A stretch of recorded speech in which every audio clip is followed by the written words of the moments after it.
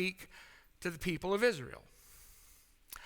I don't think it's a stretch to compare what God is doing here in Exodus 19 to a proposal of marriage, especially since the prophets frequently compare the covenant relationship of God and Israel to the marriage relationship.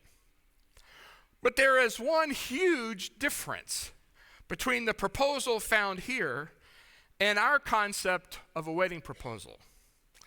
When I asked Christy to marry me, I told that story a few days ago in Bible class, or before a sermon. When I asked Christy to marry me, it is because I found her very attractive in every way, and because I knew that I needed her. But when God proposed marriage to Israel, how attractive was this nation? It wasn't even a nation at all. It was just a ragtag collection of extended families that have been in slavery for centuries. They have absolutely nothing to offer God. This proposal was purely and solely an act of grace on his part. All the initiative is with God. Israel's choice is whether to accept his gracious offer. And they do. Verse 7 says, "So Moses came and called the elders of the people and said before them all these words that the Lord had commanded. All the people answered together and said, 'All the Lord has spoken, we will do.'" Do you remember your wedding vows? Christy and I both had a similar mindset. We wanted very traditional wedding vows. For richer, for poorer, in sickness and health, and death do you part, those kind of vows. Well, these next chapters in Exodus contain the specific promises that Israel is going to make to God, beginning with the 10 Commandments in Exodus 20, and continuing with an expansion on those fundamental laws in chapters 21, 22, and 23, what sometimes is called the Book of the Covenant.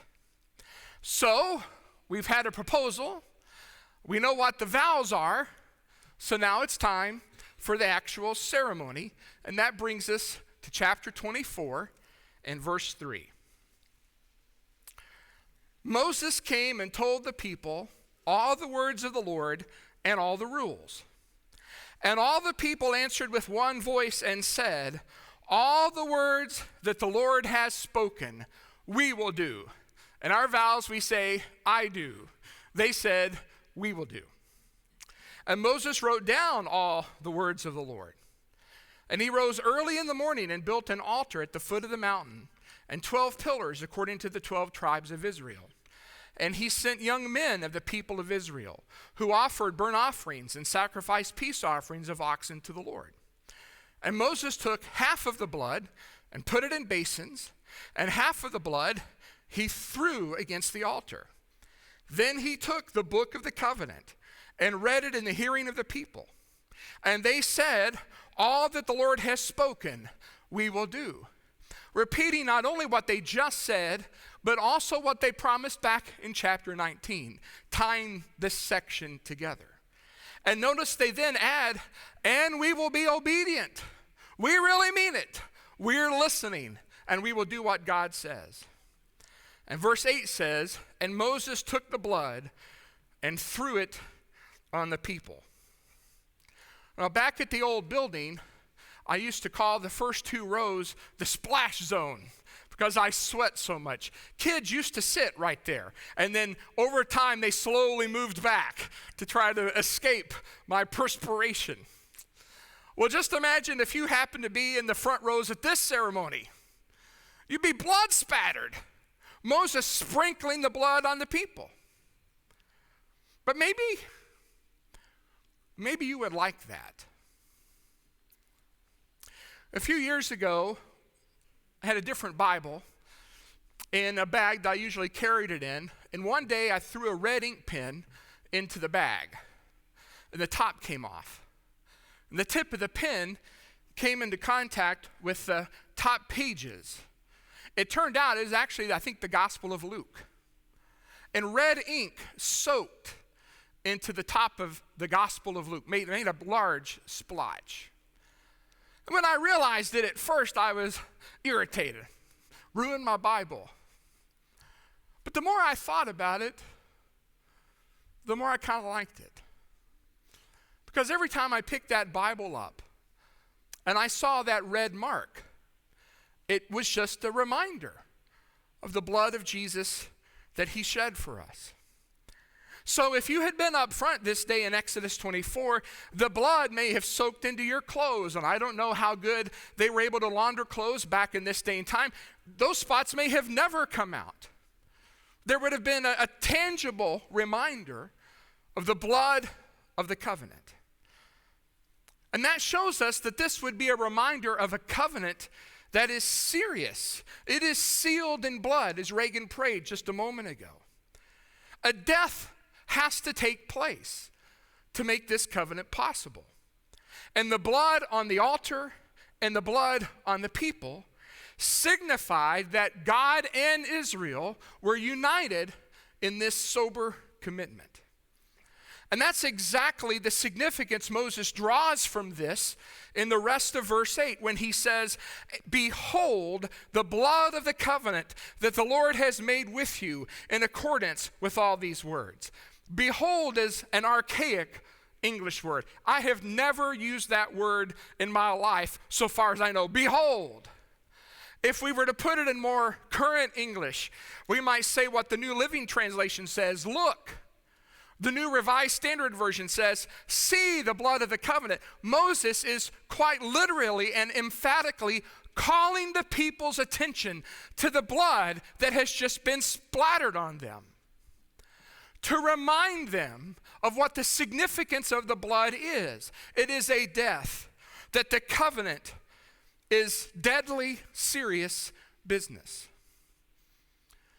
One commentator on this passage says that this ceremony was designed to be vivid and memorable. If you'd been up front, you would have never forgotten this ceremony. It was intended to keep the people consciously aware of the fact that God had joined with them in a very formal way. And that's why Moses commands the people to take notice of the blood. In our wedding ceremonies, we exchange rings for both husband and wife to wear to symbolize their commitment to a covenant. But here in Exodus 24, it is the altar and the people splattered with blood that is to vividly symbolize their commitment. Now, one thing ancient weddings and modern weddings have in common is, after the wedding, there's a reception. A meal. When we were planning our wedding, my only concern was that there would be a cake, a white cake with white buttercream icing. And in fact, I've come very close in my years as a minister to actually making a contract with all people whose weddings I perform, that there must be a cake with white buttercream icing if I'm going to come and do your wedding ceremony. We had a wonderful meal, and it was a joyous party that we had. Well, ancient covenants were also marked by a meal, and this is no exception, except they get to see God. That's the only exception here. Notice what the text says. Verse 9, then Moses and Aaron, Nadab and Abihu, and 7 of the elders of Israel went up, and they saw the God of Israel. There was under his feet, as it were, a pavement of sapphire stone, like the very heaven for clearness. And he did not lay his hand on the chief men of the people of Israel. They beheld God and ate and drank. Now, we understand that the Bible says in 1 Timothy 6 that God dwells in unapproachable light and no man has seen or can see him. And we understand that passages like this or Isaiah 6 are describing something that when you look closely is never actually a picture of a direct description of seeing God, of seeing his essence. Always in these passages, as you look closely, there is instead still a little bit of distance. Like in this case, they see the pavement under his feet. But while visions like this never actually reveal God in his essence, they certainly convey something of his glorious presence. And I'll just remind you, I didn't read this passage, but earlier, do you remember that when the Lord gave the 10 Commandments, they were first not given in written form? Do you remember that first God spoke them? And do you remember what the reaction of the people was upon hearing the voice of God? They were terrified. And they begged Moses, you go talk to him. We can't bear to hear his voice anymore. But now we've gone from a circumstance in which the people are terrified even to hear God, to now Moses and Nadab and Abihu and Aaron and the 70 elders get to see him in some sense. And the text even tells us in verse 11, he did not lay his hand on them. We might have expected this to be incredibly dangerous, but it is not. And you know what the difference is from chapter 19 to chapter 24? The covenant. Now that God is in covenant with Israel, it has opened up a new avenue of closeness and intimacy. And so verse 11 says, they beheld God and ate and drank. Just like the 12 in the upper room. They beheld God and ate and drank. Except there was no pavement of sapphire separating them. This was God in the flesh, Jesus. Someone you could recline beside at this meal and lay up against him, as the Apostle John did. Talk about a new level of closeness and intimacy. And using the language of this passage, Jesus explained that his blood, which would soon be splattered on the cross, is the blood of the covenant. It is the means by which we can be in a relationship with God. And it's not like the blood that Moses flicked on the people, the blood of an animal. Christ makes this covenant relationship for us with human blood, with his blood, with the blood of Emmanuel. And just as the covenant here in Exodus 24 was commemorated with a meal with God in communion with him, the covenant made by Jesus is instituted with a meal with the Son of God in communion with him. And just as a husband and wife may use their anniversary as an opportunity to remind one another of the commitment that they have made in marriage. Every first day of the week, when we participate in this covenant meal, we are reminding each other before God of the commitment we have made to him, which of course is nothing in comparison to the commitment that he has made to us. He took the initiative. He came to save us. He died for us. He offers us eternal union in love. And the elements we are about to partake of remind us that we said yes and that we have pledged ourselves to him. And we need this reminder because it is easy to neglect our vows. It's easy to take them for granted and to take him for granted. Do you remember who shared that meal with Moses and Aaron and the 70 elders with the Lord? Nadab and Abihu. The sons of Aaron, who in a short time later would presume upon the covenant with God and offer a strange fire to him. And I know you remember who is at the supper with Jesus. In Luke's account, right after Jesus says what we see here in Matthew's account, Jesus says, "But behold, the hand of him who betrays me is on the table." It's possible that some who enter into this sacred commitment will betray it. It was possible for Nadab and Abihu.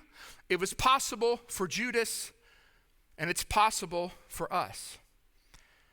And we need to be reminded on a regular basis of the price that was paid to create this relationship, the blood of the covenant.